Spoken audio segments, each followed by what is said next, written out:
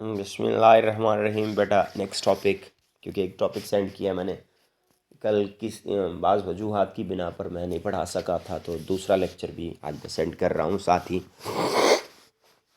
Next ہے بیٹا agriculture جو income tax ہے وہ کیا ہے.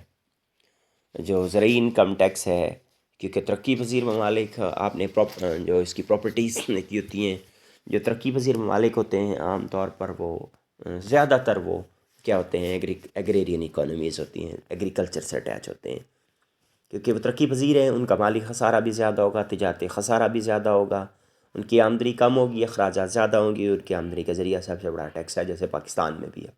میں نے آپ کو پڑھایا ہے 68% جو ہے وہ ایگریکلچر ٹیکس ہوتا ہے. ویسے پاکستان میں اکنامک سروے کے مطابق خام ملکی پیداوار میں 11% جو ہے ٹیکس ہے، جو کہ بہت کم ہے. اخراجات جو 13.1% ہے. تو ظاہر سی بات ہے، اس کو دور کرنا ہے تو کس طرح سے دور کرنا ہے؟ تو آپ ٹیکس لگائیں، کیونکہ ایگریرین اکانومی ہے تو ایگریکلچر ٹیکس بھی لگے گا. تو ایگریکلچر پہ جو ٹیکس لگایا جاتا ہے اس کو ایگریکلچر انکم ٹیکس کا نام دیتے ہیں. اچھا، بعض لوگ اس کے حق میں اور بعض لوگ اس کے اگینسٹ بھی ہیں. جو اس کے حق میں ہیں وہ کیا کہتے ہیں، جو اس کے اگینسٹ ہیں وہ کیا کہتے ہیں، اس کو ون بائی ون ہم پڑھتے ہیں. اچھا، حق میں دیکھیں، زراعت پاکستان کا شعبہ ہے بہت بڑا. 19.31 جو ہے جو لوگ ہیں، اب خام قومی پیداوار میں حصہ ہے. 42.3% لوگ جو اس سے روزگار حاصل کر رہے ہیں. سو ٹیکس دینے میں زراعت کا جو کنٹریبیوشن ہے 4% ہے. شعبہ زراعت روزگار بھی زیادہ دے رہا ہے اور ٹیکس بہت کم دے رہا ہے، جو کہ نامناسب ہے. لہٰذا ایگریکلچر پر ٹیکس لگایا جائے زیادہ، وہ ٹیکس جو ہے ملک کی فلاح بہبود پر خرچ ہوگا، حکومت کی انکم زیادہ ہوگی، اس سے ہمارا جو مالی خسارہ ہے وہ کم ہوگا. دوسری بات، زرعی شعبے میں 1.2% افراد ٹیکس دینے کی صلاحیت رکھتے ہیں، اور یہ لوگ قابل گزارا کاشتکاری کی بجائے کمرشل کاشتکاری کرتے ہیں. تو کمرشل فارمنگ کر رہے ہیں. زراعت ان لوگوں کے لیے کاروبار بنا ہوا ہے. سو کاروبار پہ ٹیکس ضرور ہونا چاہیے. اس کو کاروبار کو معافی نہیں ہونی چاہیے، جیسے انڈسٹری پر ٹیکس ہے ویسے اس پر بھی ہونا چاہیے. تیسری بات، حکومت ہر سال ذرائع آمدورافت ہے یا رسل و رسائل ہے، توانائی کے ذرائع ہیں، اس پر خاصی رقم خرچ کر رہی ہے، جس سے ان ذمہ داروں کی زمینوں کی قیمتوں میں بھی اضافہ ہو رہا ہے. لہٰذا ان کی بڑھتی قیمتوں پر ٹیکس ہونا چاہیے، جس سے حکومت کی انکم میں اضافہ ہوگا. نیکسٹ، عموماً کسان عدالتوں میں نظر آتے ہیں، جس کی بنیادی وجہ مقدمہ بازی میں الجھے ہوئے ہیں، اپنی آمدنی بیشتر حصہ خرچ کرتے ہیں. کیا یہ لوگ آمدنی پہ ٹیکس نہیں دے سکتے؟ اگر وہ مقدمہ بازی پہ خرچ کر سکتے ہیں تو ٹیکس بھی دے سکتے ہیں، اس لیے ان پہ ٹیکس ہونا چاہیے. زرعی انکم ٹیکس، پاکستان میں زرعی انکم ٹیکس نہیں ہے، لہذا معیشت صنعت ان لوگوں پر ٹیکس ہے. تو اس سے ملکہ جو ادارے ہیں وہ بھی کہتے ہیں کہ اگر وہ ٹیکس نہیں دے رہے تو ہم بھی نہیں دیتے. مطلب اصول تناؤ کو بھی پورا کرنا چاہیے، ہر شعبے پہ ہونا چاہیے، تو اس لیے ایگریکلچر پر بھی ٹیکس ہونا چاہیے. اگر حکومت کو بعض چیزوں پر رعایت دی جا رہی ہے، پانی، بجلی، کھاد وغیرہ پر، تو اس کے بدلے میں ٹیکس میں معافی نہیں ہونی چاہیے، کیونکہ ایک سائڈ پر رعایت لے چکے ہیں.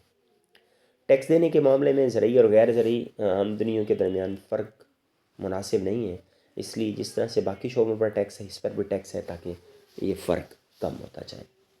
زرعی اور غیر زرعی شعبے آمدنی میں فرق کی وجہ سے آمدنی ٹیکس کی چوری کی جاتی ہے، اور اپنی آمدنی کا حصہ زرعی ظاہر نہیں کیا جاتا، جس سے حکومت خزانے کو نقصان ہوتا ہے. مطلب وہ انڈسٹری بھی ایگریکلچر سے بھی اٹیچ ہے، لیکن ایگریکلچر کی انکم وہ شو نہیں کر رہے. ٹیکس پر مالیہ بنتا ہے، زرعی زمینوں پر زرعی آمدنی پر ٹیکس زرعی مالیہ کہلاتا ہے. زرعی مالیہ کی نسبت زیادہ لچکدار ہوتا ہے. یہ زرعی مالیہ جو ہوتا ہے زرعی مالیہ کچھ اور ہوتا ہے. مشینوں کی استعمال اور حکومت زرعی قیمتوں کی پالیسی کی وجہ سے فی ایکڑ پیداوار میں اضافہ ہے.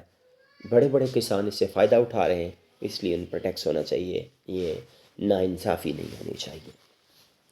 اب اس کے حق میں نہیں ہیں، بعض لوگ مخالف بھی ہیں. زرعی سرگرمیوں پر ٹیکس لگانا صوبائی حکومت کی ذمہ داری ہوتی ہے. پاکستان کے چاروں صوبوں پر میں زرعی ٹیکس کا نفاذ سیاسی لحاظ سے مشکل ہے. مطلب ٹیکس ہونا چاہیے، لیکن جو بڑے بڑے کاشتکار ہیں مختلف جو پروونس ہیں اس میں مختلف ہیں، اس لیے وہ اس کو امپلیمنٹ نہیں ہونے دیتے۔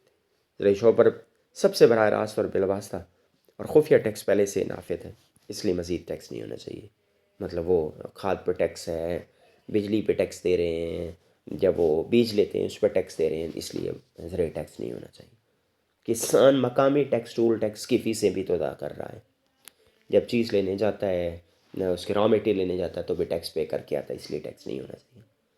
زرعی شعبے پر اسلامی حکومت کے مطابق اللہ تعالیٰ نے ایک نظام رکھ دی عشر کا، تو پھر ٹیکس کا جواز ہی نہیں بنتا۔ عشر اگر ادا کریں گے تو ٹیکس نہیں ہونا چاہیے۔ کسان کو ان کی پیداوار کا مناسب معاوضہ نہیں مل رہا، اور موسم کے لحاظ سے بھی ہر سال یہ آمدنی بدلتی ہے، اس لیے ٹیکس نہیں ہونا چاہیے۔